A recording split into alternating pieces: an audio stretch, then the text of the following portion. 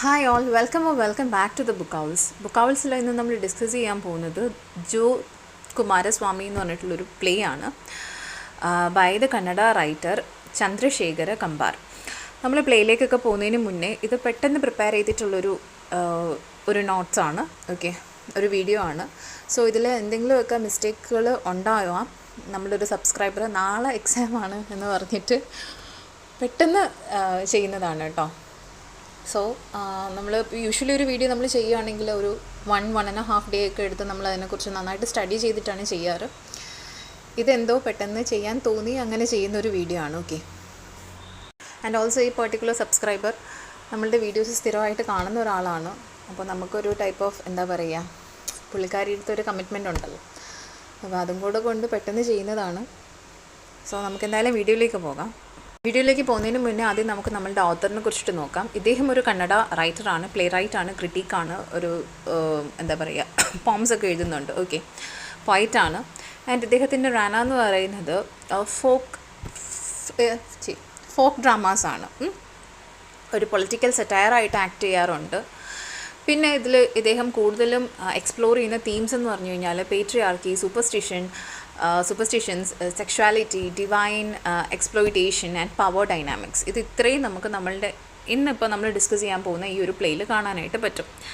And ഈ ഒരു play ഞാൻ ആദ്യം നോക്കിയപ്പോഴത്തേക്കും ഇതിന് പല വേർഷൻസ് ഉണ്ട് കേട്ടോ. ആദ്യം ഞാൻ നോക്കിയ വേർഷൻ എന്ന് പറഞ്ഞു കഴിഞ്ഞാൽ ഭയങ്കര സിമ്പിളായിട്ടുള്ളൊരു പ്ലോട്ടാണ്. ഇതിലൊരു ബേസിക് എനിക്ക് തോന്നുന്നു ഒരു ബേസിക് പ്ലോട്ടൊക്കെ സെയിം ആണ്, പക്ഷേ ക്യാരക്ടർ വൈസ് ഡിഫറൻസും കാര്യങ്ങളൊക്കെ ഉണ്ടായിരുന്നു. അങ്ങനെ ഇതിപ്പം ഒറിജിനൽ, അതായത് ഞാൻ പിന്നീട് നോക്കിയപ്പോൾ, അതായത് തിയേറ്ററിക്കൽ പർപ്പസിന് വേണ്ടിയിട്ടും അക്കാഡമിക് പർപ്പസിന് വേണ്ടിയിട്ടും ഒക്കെ പലരും പല ഇൻ്റർപ്രിട്ടേഷൻസ് നടത്താറുണ്ടല്ലോ പ്ലേയിൽ. അപ്പം അങ്ങനെ പല ഇൻ്റർപ്രിട്ടേഷൻസും ഉണ്ട് ഈ ഒരു പെർട്ടിക്കുലർ പ്ലേക്ക്. ഈ സെയിം ടൈറ്റിലിൽ വരുന്ന പ്ലേക്ക് പല ഇൻ്റർപ്രിട്ടേഷൻസ് ഉണ്ട്. അപ്പോൾ ഈ ഒരു PDF എനിക്ക് സെൻഡ് ചെയ്ത് തന്നിരുന്നു. അപ്പോൾ അതിൻ്റെ ബേസിസിൽ നോക്കിയിട്ട് ചെയ്തിട്ടുള്ളൊരു വീഡിയോ ആണ്. ഓക്കെ, സോ നിങ്ങൾ പഠിക്കുന്ന വീഡിയോ ഇതാണോ അല്ലയോ എന്ന് എനിക്ക് ഒരു ഷ്യൂരിറ്റി തരാനായിട്ട് പറ്റില്ല. എനിവേ നമുക്ക് നമ്മളുടെ പ്ലേയിലോട്ട് പോവാം. നമുക്ക് മെയിനായിട്ട് 8 സീനാണ് ഉള്ളത്. ഓക്കെ, 8 സീനുണ്ട്. ക്യാരക്ടർ ലിസ്റ്റ് നമ്മൾ ഓരോ സീൻ എക്സ്പ്ലെയിൻ ചെയ്ത് പോകുമ്പോഴത്തേക്കും ക്യാരക്ടേഴ്സിൻ്റെ കാര്യങ്ങളും പറയാം. ഓക്കെ, ഫസ്റ്റ് സീൻ എന്ന് പറയുന്നത് ഇൻവൊക്കേഷൻ അല്ലെങ്കിൽ ഇൻട്രൊഡക്ഷനാണ്. നമുക്കറിയാം ഏതൊരു നാടകം നടക്കുമ്പോഴും അല്ലെങ്കിൽ ഒരു ഡ്രാമ നടക്കുമ്പോഴും നമ്മൾ ഇൻവോക്ക് ചെയ്യാറുണ്ടല്ലേ, എനി പെർട്ടിക്കുലർ മ്യൂസിനെയൊക്കെ ഇൻവോക്ക് ചെയ്യാറുണ്ട്. സോ ഇവിടെ അതേപോലെ ഒരു ഇൻവൊക്കേഷനാണ് നടക്കുന്നത്. ഒരു ട്രഡീഷണൽ ഫോക്ക് പ്രെയർ വെച്ചിട്ട് സ്റ്റാർട്ട് ചെയ്യുന്നുണ്ട്. Invoking blessing and also requesting audience attention. ഇവിടെയാണ് നമ്മളുടെ സൂത്രധാരൻ ഒക്കെ വരുന്നത്. ഓക്കെ, ആൻഡ് ഇതെന്ന് പറഞ്ഞു കഴിഞ്ഞാൽ ഇത് സെറ്റിംഗ് ആണ്. Okay, now this devotional song അല്ലെങ്കിൽ ഈ ഒരു ടോൺ അവർ കൊടുക്കുന്നത് അതൊരു ഐറോണിക്കാണ്. It hints the contradiction between faith and human വീക്ക്നെസ്സസിനെ കാണിക്കുന്ന രീതിയിലാണ്.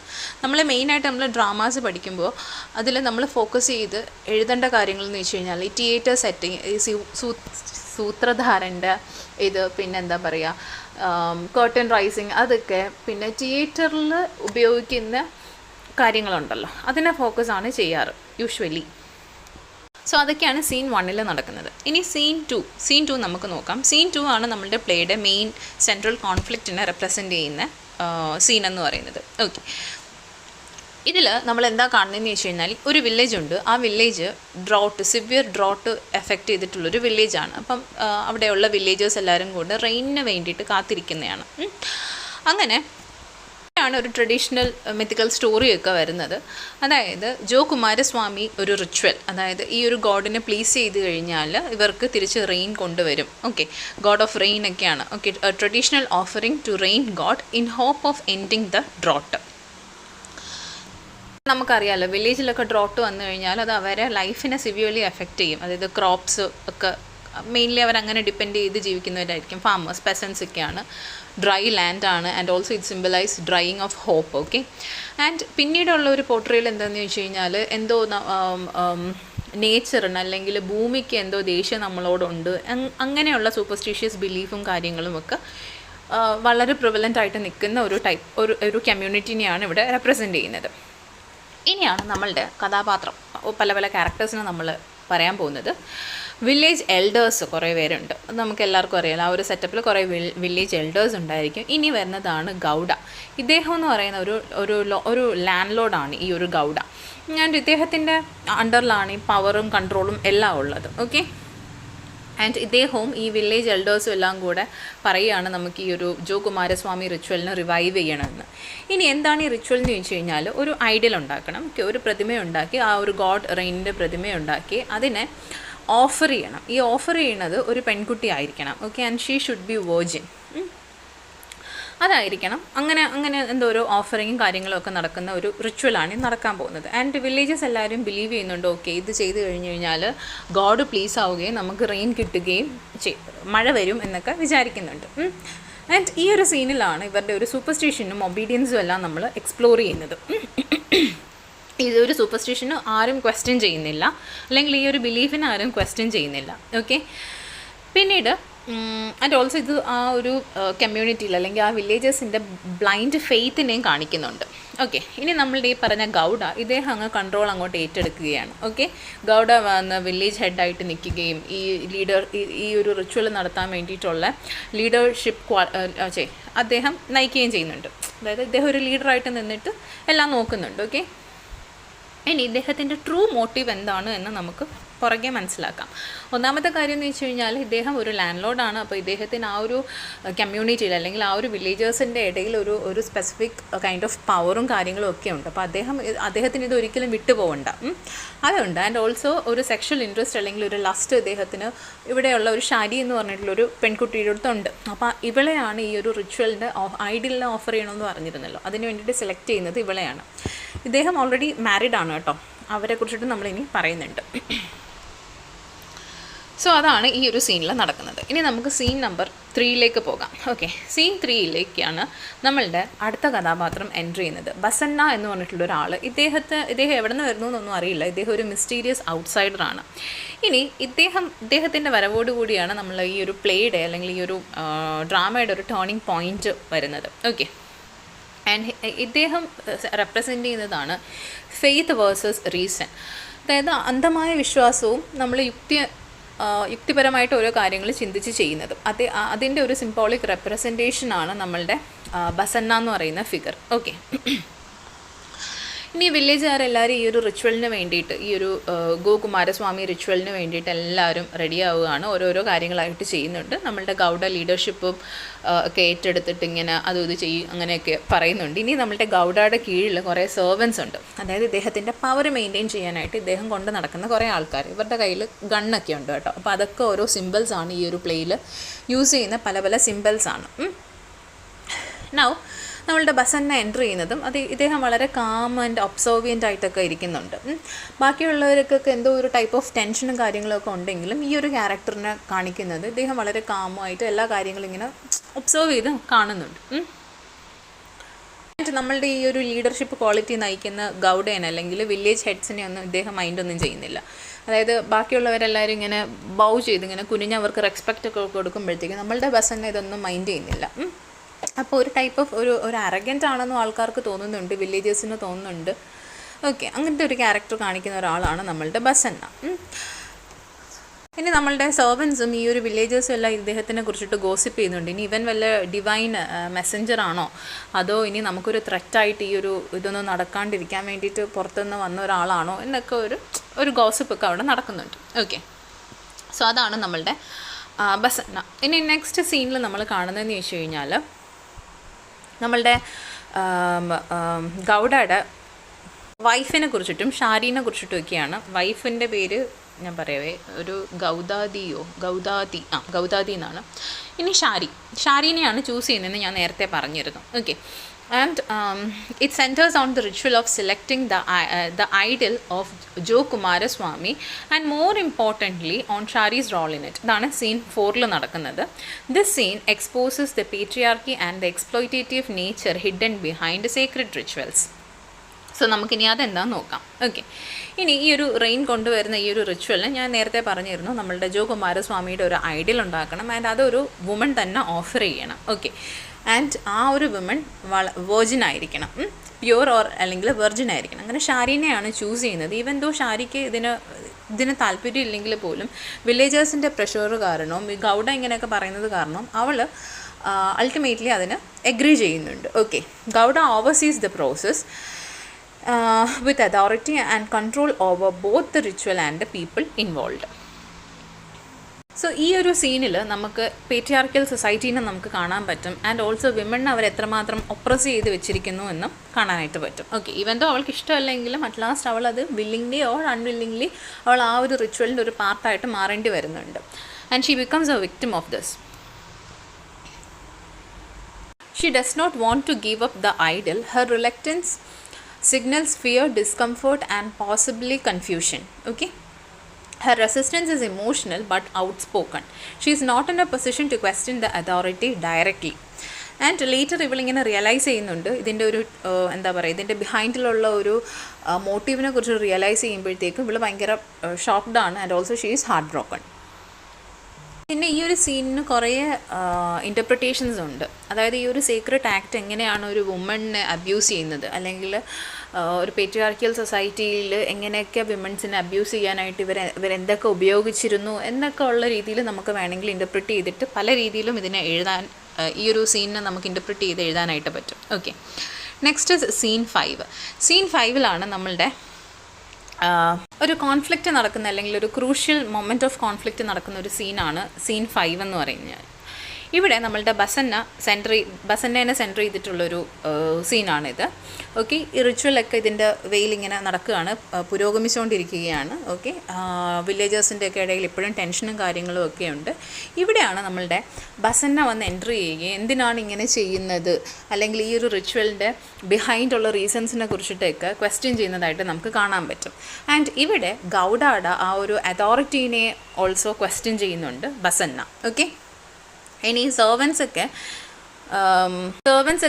നേരത്തെ ബ്ലൈൻഡ്ലി നമ്മളുടെ ഗൗഡാനെ ഫോളോ ചെയ്തിരുന്നെങ്കിലും ഇപ്പം അവർക്കൊക്കെ ഒരു ടൈപ്പ് ഓഫ് ഫിയർ, അല്ലെങ്കിൽ ഒരു ഡൗട്ട്, അദ്ദേഹത്തിൻ്റെ ഒരു ഡൗട്ടും ഫിയറും എല്ലാം അറൈസ് ചെയ്യുന്നതായിട്ട് നമുക്ക് കാണാൻ പറ്റും. ഓക്കെ, അതിലെ ഒരു മേജർ സീൻ നമുക്ക്, അല്ലെങ്കിൽ ഒരു മേജർ ഇവൻറ്റ് നമുക്ക് നോക്കാം.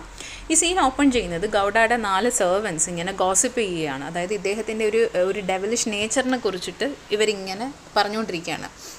കറക്റ്റായിട്ട് ഇങ്ങനെ പറയുന്നില്ല. അതായത് ഈ ഒരു ഷാരി എന്ന് പറയുന്ന പെൺകുട്ടിയെ സെക്ഷലി ഹറാസ് ചെയ്യാൻ, അല്ലെങ്കിൽ അവളെ എക്സ്പ്ലോയിറ്റ് ചെയ്യാൻ വേണ്ടിയിട്ടാണ് എന്നൊന്നും അങ്ങനെ കറക്റ്റ്ലി പറയുന്നില്ലെങ്കിൽ ഒരു ഡെവലിഷ് നേച്ചർ, ഇദ്ദേഹത്തിൻ്റെ ഒരു ഡെവലിഷ് നേച്ചർ ഈ ഒരു സെർവൻസിൻ്റെ ഗോസിപ്പിങ്ങിലൂടെ തന്നെ എവിഡൻ്റ് ആണ്. ഓക്കെ, ആൻഡ് ഓൾസോ ഇവർക്ക് ഫിയറും സസ്പീഷനും എല്ലാം ഉണ്ട്. ഈവൻ ദോ അവർ ഗൗഡയുടെ കീഴിൽ വർക്ക് ചെയ്യുന്നതാണെങ്കിൽ പോലും ഇവരങ്ങനെ ഫുൾ മനസ്സോടുകൂടി അല്ല വർക്ക് ചെയ്യുന്നത്. അപ്പം അവിടെ നമുക്ക് ആ ഒരു ഡിവിഷൻ കാണാൻ പറ്റും. അതായത് ഗൗഡയുടെ പവറിൻ്റെ ഒരു സംഭവം നമുക്ക് കാണാൻ പറ്റും, ഒരു അതോറിറ്റി നമുക്ക് കാണാൻ പറ്റും. ഓക്കെ, എന്നിട്ട് ഈ സംഭവങ്ങളെല്ലാം കേട്ടിട്ട് നമ്മളുടെ ബസന്ന വരുന്നുണ്ട്.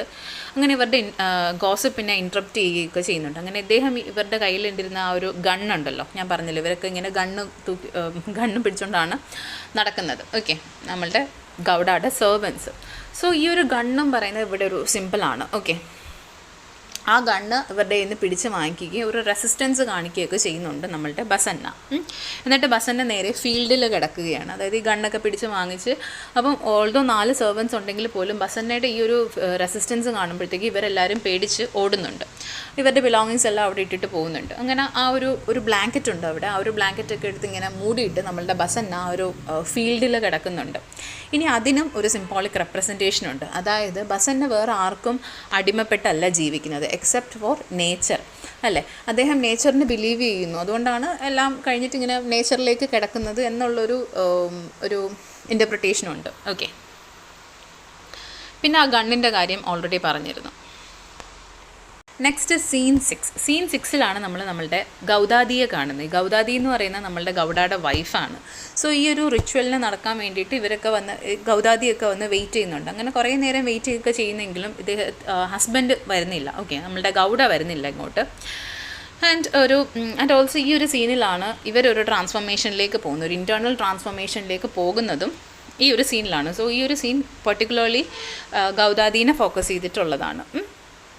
And this scene explores her loneliness, realization and heartbreak. Okay, ഇനി നമുക്ക് ഈ സീൻ എന്തൊക്കെയാണെന്ന് നോക്കാം. വില്ലേജേഴ്സ് എല്ലാവരും വീണ്ടും ഈ റിച്വലിൽ നടക്കാൻ വേണ്ടിയിട്ടുള്ള റിച്വലിൻ്റെ പ്രോഗ്രസ് ഇങ്ങനെ നടക്കുന്നുണ്ട്. ആൻഡ് മീൻ വൈൽ നമ്മളുടെ ബസന്ന ഇതിനെല്ലാത്തിനും ഒരു എന്താ പറയുക ഒരു തട ഇടുന്നുണ്ട്. ഓക്കെ, ഇനി ഗൗദാദി ഇങ്ങനെ ബാക്ക്ഗ്രൗണ്ടിലായിരുന്നു, ഇത്രയും നേരം ബാക്ക്ഗ്രൗണ്ടിലായിരുന്നു. പക്ഷേ ഈ ഒരു സീനിൽ ഗൗദാദി വരുന്നുണ്ട്. And she waits for Gowda. Emotionally she has very much invested on her husband. Okay, അങ്ങനെ ഹസ്ബൻഡിനെ വളരെ എന്താ പറയുക വളരെ ലോയലായിട്ട് ഹസ്ബൻഡിൻ്റെ അടുത്ത് നിന്നിരുന്ന ഒരു വൈഫായിരുന്നു നമ്മളുടെ ഗൗദാദി. ഓക്കെ, ഇനി ഈ ഒരു സീനിലാണ് നമ്മൾ ഗൗദയുടെ ഒരു റിയൽ മോട്ടീവും കാര്യങ്ങളും എല്ലാം ഗൗദാദി റിയലൈസ് ചെയ്യുകയും and at the point where she hits the realisation ഇവൾ എന്താ പറയുക ഒരു ഇൻറ്റേർണൽ ട്രാൻസ്ഫോർമേഷനിലേക്ക് പോവുകയൊക്കെ ചെയ്യുന്നുണ്ട്. ഓക്കെ, ഇനി ഈ ഒരു സീനിൽ നടക്കുന്ന മേജർ ഇവൻറ്റ്സ് എന്ന് വെച്ച് കഴിഞ്ഞാൽ Gaudadi waits for her husband. She hopes that Gowda will arrive, perhaps he will be with her. എന്നിട്ട് ഈ ഒരു റിച്വലിലൊക്കെ പങ്കെടുക്കാൻ വേണ്ടിയിട്ട് ഇവളുടെ കൂടെ ഉണ്ടാകുമെന്ന് ഇവൾ വിശ്വസിക്കുന്നുണ്ട്. പക്ഷേ ഇദ്ദേഹം വരുന്നില്ല. ഓക്കെ, ഇദ്ദേഹം വരാത്തപ്പോൾ ഇവൾക്ക് ഒരു ഇമോഷണലി ഒരു ഡിറ്റാച്ച്മെൻറ്റ് ഫീൽ ചെയ്യുന്നുണ്ട്. ഓക്കെ, ഒരു ഫിസിക്കൽ ആബ്സെൻസ് മാത്രമല്ല, പക്ഷേ ഇവൾ ഉപേക്ഷിച്ച് കളഞ്ഞ പോലെയൊക്കെ ഇവൾക്ക് തോന്നുന്നുണ്ട്. And Gaudadi is heartbroken. She realises that Gowda's concern is not for her love or morality. പക്ഷേ പവറും കൺട്രോളും റിച്വലുമാണ് ഇദ്ദേഹത്തിന് മോർ ഇമ്പോർട്ടൻ്റ് എന്ന് ഇവൾ ഈ ഒരു പോയിന്റിൽ റിയലൈസ് ചെയ്യുന്നുണ്ട്. Okay, and this realisation breaks her loyalty and illusions about her husband. So next scene 7. Scene 7ലാണ് ഈ ഒരു കോൺഫ്ലിക്റ്റ് കുറച്ചുകൂടി ഇൻറ്റൻസ് ആവുകയും ഒരു വയലൻസ് ഒക്കെ വരുന്നത് ഈ ഒരു സീൻ 7ലാണ്. The tension between Basanna's resistance and Gowda's need to maintain the power is finally explored here. Okay, ഈ ഒരു സീനിൽ ഇവർ തമ്മിൽ ഉള്ള ഒരു ഗൗഡയുടെ പ്യുവർ ഇൻറ്റൻഷൻസ്, അദ്ദേഹത്തിൻ്റെ ട്രൂ ഇൻറ്റൻഷൻസ് ഒക്കെ ആൾക്കാർക്ക് മനസ്സിലാവുകയും ചെയ്യുന്നുണ്ട്. നമ്മളുടെ ബസന്നയുടെ റെസിസ്റ്റൻസും ആൾക്കാർ കാണുന്നുണ്ട്. ഓക്കെ, സെർവൻസ് നമ്മളുടെ ബസന്നേനെ അറ്റാക്ക് ചെയ്യുന്നുണ്ടെന്ന് നേരത്തെ പറഞ്ഞിരുന്നു അല്ലേ. ഗൗഡയുടെ 4 ആൾക്കാർ കൂടെ വന്നിട്ട് ഫിസിക്കലി നമ്മളുടെ ബസന്നേനെ അസോൾട്ട് ചെയ്യാനായിട്ട് ശ്രമിക്കുന്നുണ്ട്, അല്ലെങ്കിൽ അവനെ അറ്റാക്ക് ചെയ്യാൻ ശ്രമിക്കുന്നുണ്ട്.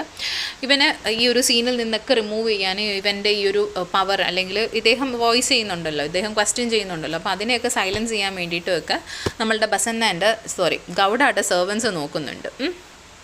ആൻഡ് ഗൗഡയ്ക്ക് ഇനിയിപ്പോൾ ഈ റിച്വലോ കാര്യങ്ങളോ ഒന്നും നോക്കണ്ട, പക്ഷേ എന്താ പറയുക ഇദ്ദേഹത്തിൻ്റെ പവർ എങ്ങനെയെങ്കിലും മെയിൻറ്റെയിൻ ചെയ്ത് നിൽക്കാനായിട്ട് ഇദ്ദേഹം കംപ്ലീറ്റ്ലി തിരിയുന്നുണ്ട്. ഓക്കെ, സോ ഇതെന്ന് പറയുന്ന ഈ ഒരു സീൻ 7 എന്ന് പറയുന്ന ഒരു ടേണിംഗ് പോയിൻ്റ് ആണ്. ആൾക്കാർക്ക് ഇദ്ദേഹത്തിൻ്റെ ട്രൂ നേച്ചർ ഇപ്പോൾ മനസ്സിലാവും. Okay, and despite being outnumbered Basanna തിരിച്ച് ഇവരെ ഫൈറ്റ് ചെയ്യുന്നുണ്ട്. And he shows moral and physical courage. Okay, his resistance is symbolic for the struggle against oppression and false tradition. So ബസന്നേനെ കുറിച്ചിട്ട് എഴുതുകയാണെങ്കിൽ നമുക്ക് അങ്ങനെയൊക്കെ എഴുതാൻ പറ്റും.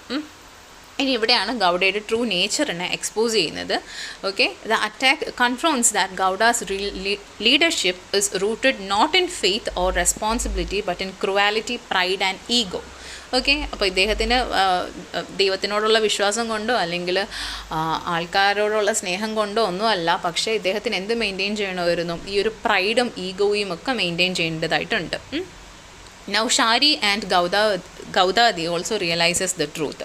Witnessing the violence and Basanna's courage, the women begin to see full truth. Okay?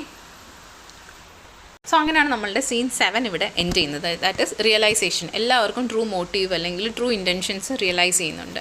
Next last സീനാണ് scene 8 എന്ന് പറയുന്നത്. ഇതാണ് most powerful scene in the play.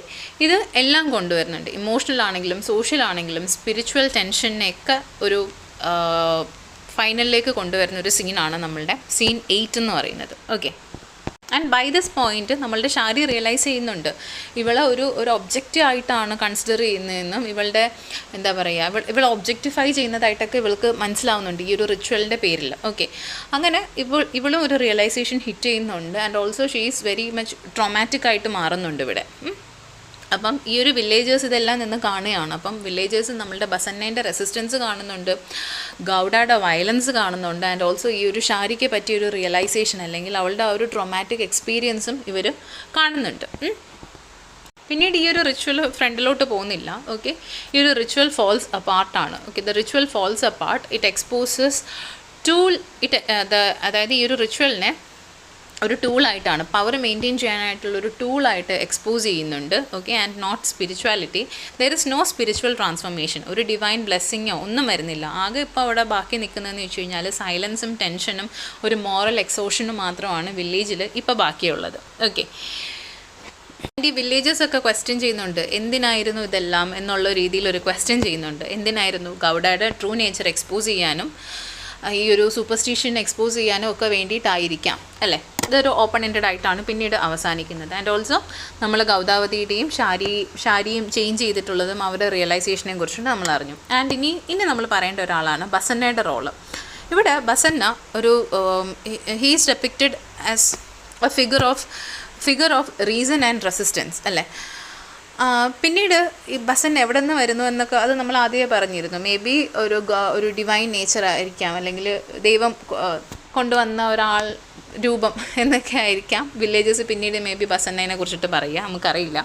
ഇനി റെയിനിനെ കുറിച്ചിട്ട് നമുക്ക് നോക്കാം. റെയിൻ വന്നോ? ഇല്ല. ഇനി റെയിൻ കൊണ്ട് ഉദ്ദേശിക്കുന്നത് എന്തായിരിക്കാം? ചിലപ്പോൾ മേ ബി ഈ ഒരു റിച്വലിൻ്റെ ഇതായിട്ട് റെയിൻ വന്നിട്ടുണ്ടായിരിക്കാം. പക്ഷേ ഈ റെയിൻ എന്ന് പറയുന്നത് ട്രൂത്തിനെ എക്സ്പോസ് ചെയ്യുക, ട്രൂത്ത് ആയിരുന്നിട്ടുണ്ടാകാം റെയിൻ എന്നുള്ളൊരു ഇൻ്റർപ്രിട്ടേഷനുണ്ട്. Okay, so the play ends with not answers but with questions ആണ് about power, belief and human dignity. ഇങ്ങനെയാണ് ഈ ഒരു പ്ലേ എൻഡ് ചെയ്യുന്നത്. അതായത് ഓപ്പൺ എൻഡഡ് ആയിട്ടാണ് എൻഡ് ചെയ്യുന്നത്. റീഡേഴ്സാണ് ഇതിനെ ഇൻ്റർപ്രിറ്റ് ചെയ്ത് എടുക്കേണ്ടത്, അല്ലെങ്കിൽ കാണുന്ന ഓഡിയൻസ് ആണ്. Okay, the play ends with open eye and not with open skies. So that's all. മനസ്സിലായിട്ടുണ്ടാകും എന്ന് വിചാരിക്കുന്നു. Thanks for watching.